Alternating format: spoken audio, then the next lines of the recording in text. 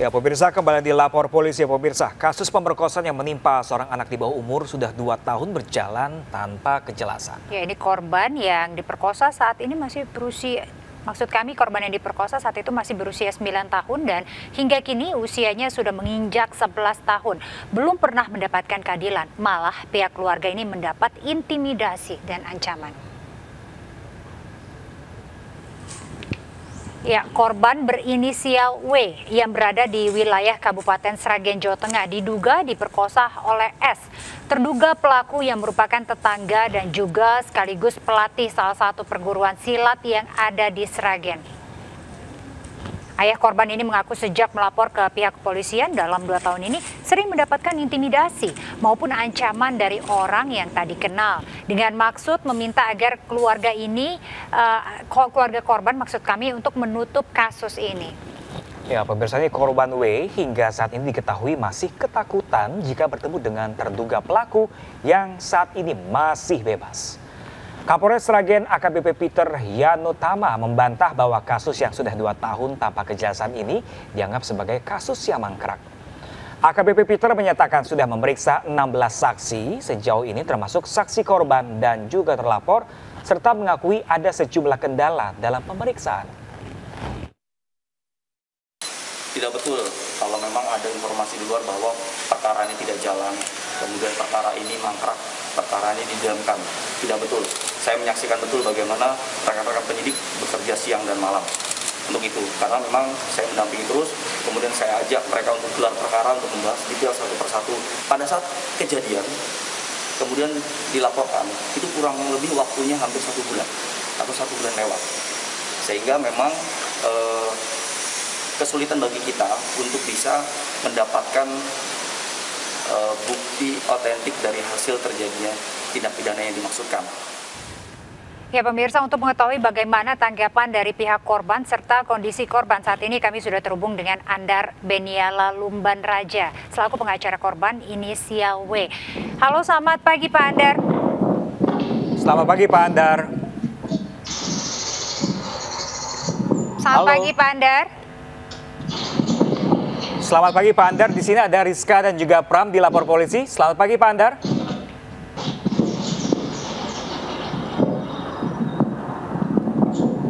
Halo Ya. Pak Andar, dapat mendengar suara kami dengan jelas ya Pak?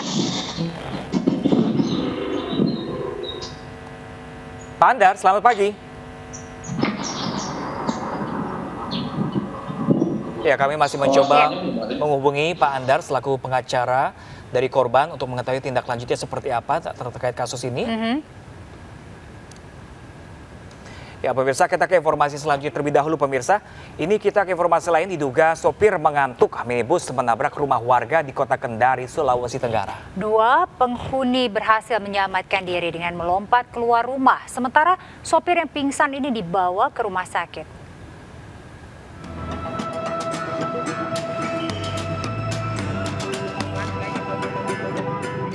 Minibus Nas ini masih belum dievakuasi usai menabrak rumah warga di Jalan Sungai Wanggu, Kendari, Sulawesi Tenggara, Senin siang. Sopir diduga mengantuk saat berkendara sehingga menyerempet jembatan dan menabrak rumah. Akibatnya, teras rumah yang juga merupakan kios ponsel rusak parah. 2 penghuni rumah selamat karena sempat melompat keluar rumah.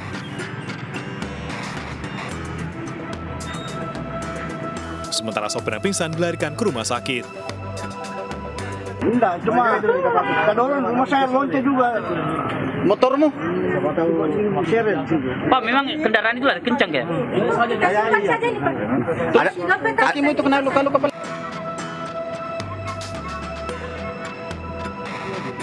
Di dalam minibus, polisi menemukan 3 buah pipet dan 2 korek gas yang diduga digunakan untuk menghisap sabu. Kasus ini tengah ditangani Satlantas Polresta Kendari.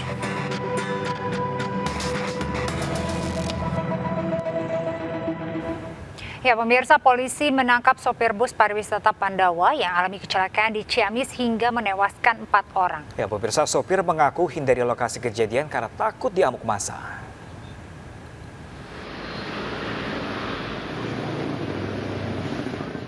Setelah sempat menghilang, supir bus pariwisata Pandawa yang alami kecelakaan di Ciamis hingga tewaskan 4 orang ditangkap polisi. Supir ditangkap di sebuah pool bus di Garut, Jawa Barat, Minggu malam. Namun, ia membantah telah melarikan diri. Ia mengaku menghindari lokasi kecelakaan karena takut diamuk massa.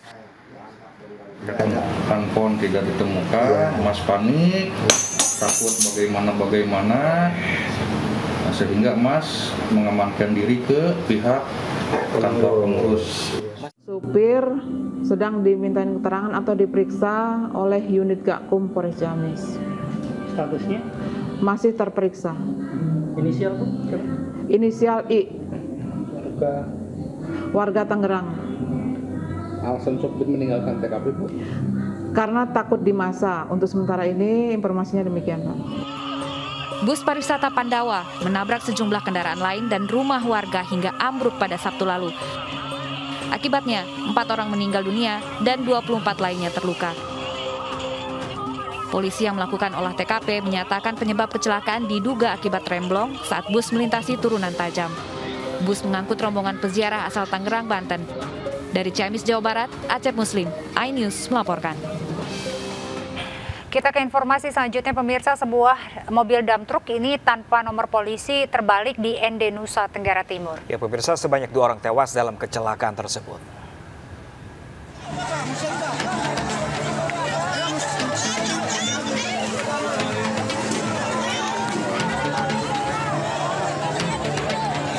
Tangis histeris pecah saat evakuasi korban kecelakaan dump truck di Kabupaten Raba, Desa Wajakea Jaya, Ende, Nusa Tenggara Timur, Senin pagi.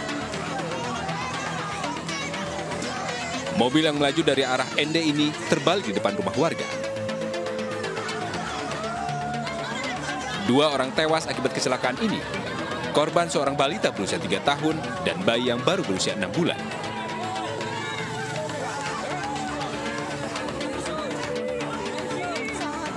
Korban tewas dan luka kemudian dibawa ke rumah sakit terdekat dengan menggunakan mobil pickup. Sementara penyebab kecelakaan masih diselidiki polisi. Dari Ende, Joni Nura, iNews melaporkan. Ya baik Pram dan pemirsa, sepertinya kita sudah terhubung begitu dengan pengacara korban yang memang korban ini diperkosa dengan usia yang masih di bawah umur. Kita sudah bergabung dengan Pak Andar. Kita akan sapa dulu ini tanggapannya seperti apa. Kita akan sapa dulu sekali lagi dengan Pak Andar Beniala Lumban Raja selaku pengacara korban berinisial W. Halo, selamat pagi Pak Andar. Halo, selamat pagi. Selamat pagi Pak Andar. Di sini ada Rizka dan juga Pram, Pak Andar. Ya, Pak Andar, ini kan dengan pernyataan yang sebelumnya begitu terkait bahwa ada kendala jeda waktu yang memang cukup lama, yaitu sekitar 1 bulan dari kejadian sehingga pelaporan ini, apakah memang benar Pak seperti itu, bahwa memang polisi ini merasa bahwa ada jeda yang cukup lama begitu untuk menerima barang bukti? Silakan Pak Andar. Nah, terima kasih Mbak buat penyampaiannya dan untuk pertanyaannya. Sebenarnya apa yang disampaikan oleh pihak kepolisian itu menurut hemat kami sangat bertentangan dengan fakta yang sebenarnya. Karena sejak awal kejadian pada tanggal 10 November, ayah korban setelah mengetahui bahwasannya korban ini diduga dilakukan pemerkosaan atau persetubuhan yang dilakukan oleh S, ayahnya sudah melapor ke Polsek Sukadono, namun ditolak secara tegas oleh Polsek. Nah, kemudian terjadi peristiwa kedua, yaitu pada tanggal 11 Desember. Nah, kejadian kedua ini, ayahnya juga melaporkan kejadian kedua, peristiwa yang sama, di mana baru tanggal 29 laporan itu dilakukan, gitu Mbak. Akhirnya diterima tanggal 29 Desember tersebut tahun 2020. Gitu. Bapak, ini alasan pelaporan pertama ditolak karena apa Bapak? Nah, kalau menurut hemat dari klien kami pada waktu itu ditolak karena pada saat itu kurang bukti katanya. Makanya ini yang membuat kita seharusnya kan dilakukan penyelidikan dulu gitu toh. Nah, masalah bukti kan pastinya nanti di penyidikan gitu toh. Itu Mas.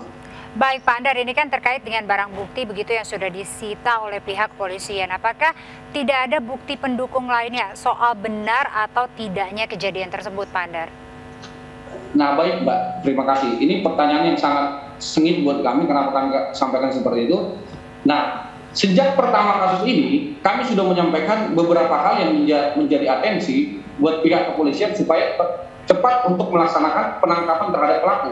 Yang pertama, ketika anak ini pada saat itu telah mengalami ada dugaan pemerkosaan tersebut ataupun persetubuhan yang dilakukan, nah kami sudah menyampaikan ke polisi mengenai apa? Yang pertama, mengenai barang bukti berupa handphone yang seharusnya cepat untuk disita. Karena pada waktu itu sebelum melakukan persetubuhan tersebut ataupun pemerkosaan yang dilakukan oleh S dan dua peristiwa yang berbeda, itu pertama P mempertontonkan video porno gitu. Dan dari video porno inilah yang bisa kita sampaikan bahwasannya dari video porno yang disampaikan itu bahwasannya handphone itu bisa disita pada waktu itu.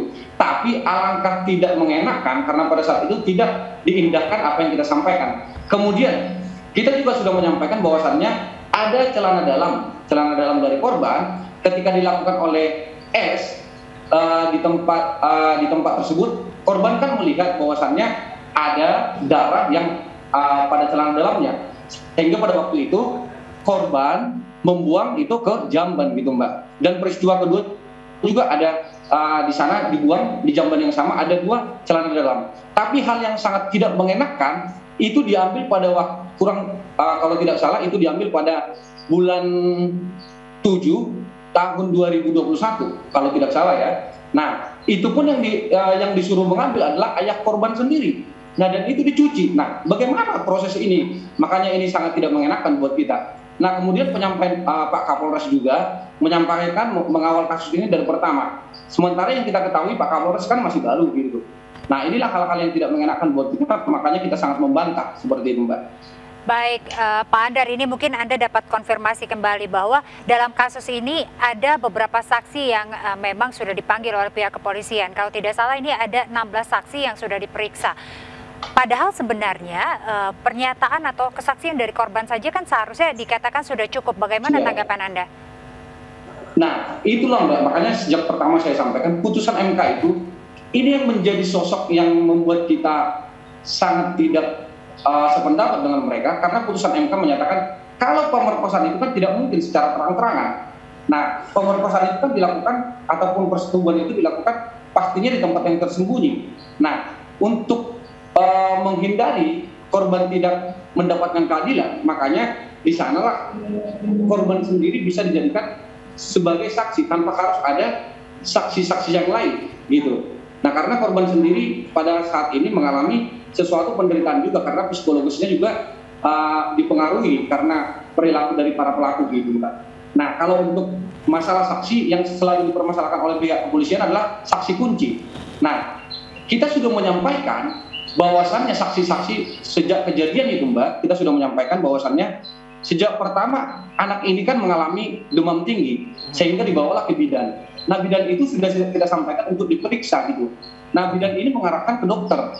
Nah, ketika diarahkan ke dokter, dilakukan dokterlah pemeriksaan bahwasannya ada dugaan benda tumpul yang mengarah kepada mohon maaf kelamin daripada korban sendiri dan memang itu benar.